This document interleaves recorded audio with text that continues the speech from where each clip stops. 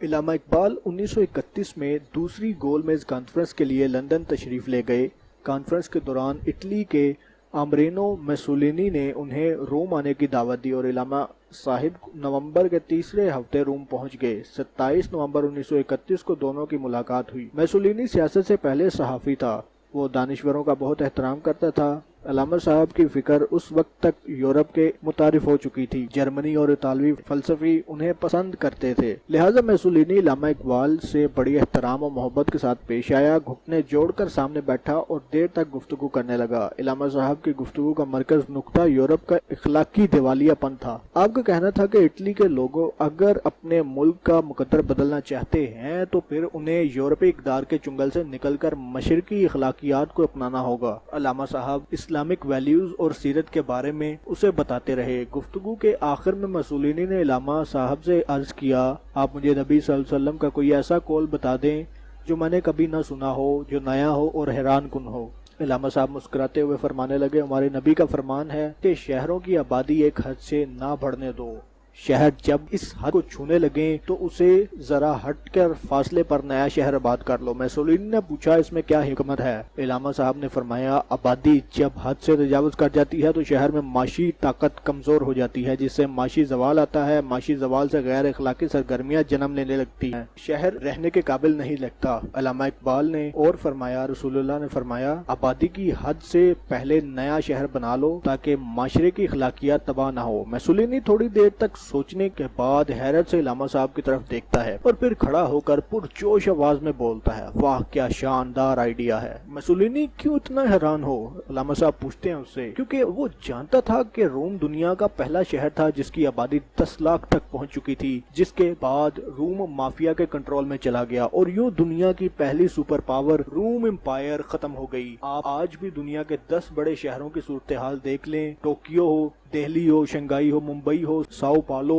Beijing, Mexico, Osaka, قاہرہ اور new York ہو، آپ کو ان شہروں میں سکون نہیں ملے گا اور امن بھی۔ نیو یارک 2 سال سے مافیا کا گڑھ ہے، آپ آج رات بھی کے وقت بھی شہر میں نہیں نکل سکے۔ پچھلے ماہ جارج فلائیڈ کے قتل کے بعد بھی نیو یارک بری طرح متاثر ہوا تھا۔ ممبئی اور دہلی کی جھونپڑیاں پٹیاں پوری دنیا میں مشہور ہیں، لاکھوں لوگ فٹ پاتھوں پر پیدا ہوتے ہیں اور فٹ پاتھ پر زندگی گزار کر وہیں مر جاتے ہیں اور لاشوں کو کارپوریشن والا عملہ لے جاتا ہے۔ دہلی کی سموگ ہر سال انڈیا اور پاکستان دونوں کو کوئلے کی دکان بنا دیتی ہے۔ ساؤ پاؤلو میں حکومت فٹ پاتھ پر سونے والے بھیکاریوں کو گولی مار دیتی ہے۔ قاہرہ اور میکسیکو میں آپ گارڈز کے ساتھ باہر نکلنے پر مجبور ہوتے ہیں اور شنگھائی، بیجنگ اور ٹوکیو میں زندگی انتہائی گھٹن اور انتہائی ڈپریشن ہے۔ لہٰذا شہر دنیا کے کسی بھی کونے میں ہو، جب بھی اس کی آبادی 50 لاکھ سے اوپر چلی جائے تو اس کی اخلاقی دھاگا ٹوٹ جائے گا اور ویلیوز سارے من کے ایک ایک کر کے بکھرنے لگیں گے۔ کراچی کے ساتھ بھی یہی ہو رہا ہے، یہ بھی آبادی کے ایک المیہ کا شکار ہے۔ کراچی کی آبادی 1947 میں صرف 2 لاکھ تھی۔ یہ شہر اتنے ہی لوگوں کے لیے بنا تھا، لیکن آج اس کی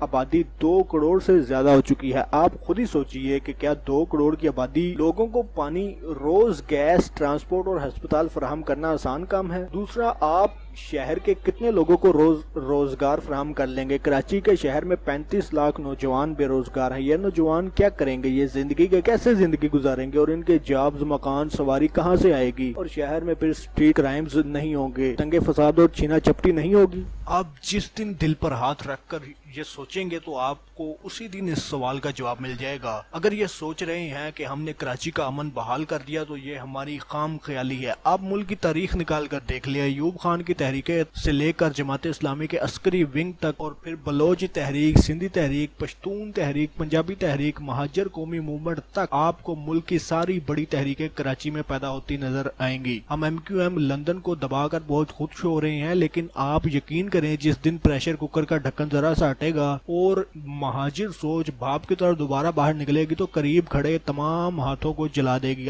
القاعدہ اور تحریک طالبان پاکستان پورے ملک سے ختم ہو چکی ہے، لیکن کراچی میں آج بھی ان کے سلیپر سیلز موجود ہیں۔ بلوچ لبریشن فرنٹ کے کارکن بھی لیاری کی گلیوں میں چھپے بیٹھے ہیں اور سندھ علیحدگی پسند کی پوری ریجیمنٹ بھی کراچی میں موجود ہے۔ جنرل اشفاق پرویز کیانی نے ایک بار سینئر صحافیوں کو بتایا تھا، مجھ سے ایلی کلنٹن نے پوچھا اگر اسامہ بن لادن پاکستان میں چھپنا ہو تو وہ کون سی جگہ آئیڈیل ہوگی، تو میں نے اسے جواب دیا کہ کراچی۔ وہ بولی کیوں؟ نے اسے جواب دیا کہ کراچی میں سے بندہ ڈھونڈنا ایسے ہے جیسے بھوسے میں سے سوئی تلاش کرنا، لہٰذا ہمیں یہ بات ذہن میں بٹھانی ہوگی کہ اس شہر میں عزیر بلوچ، الطاف حسین صرف ایک بار پیدا نہیں ہوئے۔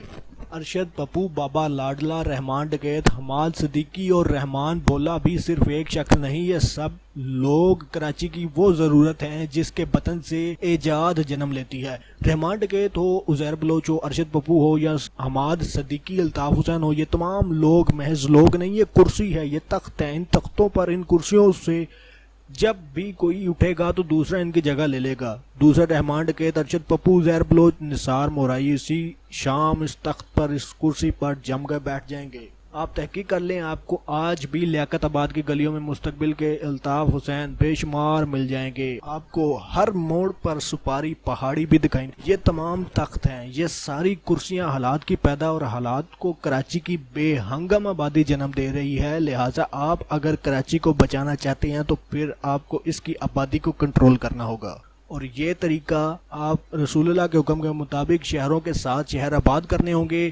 آپ ٹھٹھا کے قریبی علاقے ہوب میں کے مضافات اور گوادر کے کوسٹل ایریا میں نئے شہر آباد کریں، وہاں یہ زمینیں بے شک ڈیولپر کو مفت دے دیں، ملک ریاض جیسے لوگوں کو دے دیں، اور انہیں کہیں کہ 10 سال میں نئے شہر آباد کرنے کا ٹاسک دے دیں، انہیں کراچی کی طرف آبادی کا جو بہاؤ ہے اس کو کم کروا دیں۔ عزیر بلوچ، الطاف حسین جیسے لوگوں کی پیدائش بند ہو جائے گی۔ دہلی کی مثال ہمارے سامنے ہے کہ انڈیا حکومت نے دہلی کے گرد 6 شہر آباد کیے، یہ شہر ماڈرن بھی تھے، خوبصورت بھی تھے، لہٰذا دلی پیدا ہونا شروع ہو گیا تھا، وہ صاف ہو گیا۔